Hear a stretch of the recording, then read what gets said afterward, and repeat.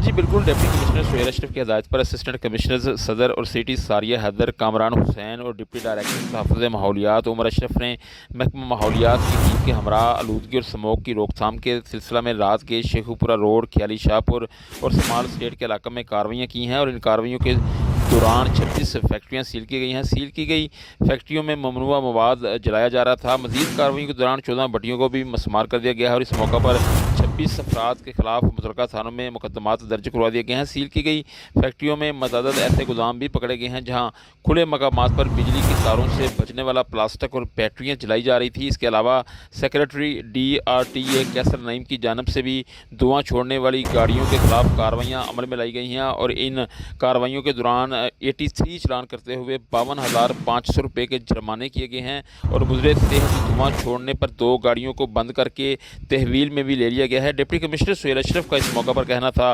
कि ज़िली इंतज़ामिया आलूदगी की रोकथाम के लिए सख्त तरीन कार्रवाइयाँ जारी रखेगी और ज़िम्मेदारान के खिलाफ कानूनी कार्रवाई अमल में लाई जाएगी। जी।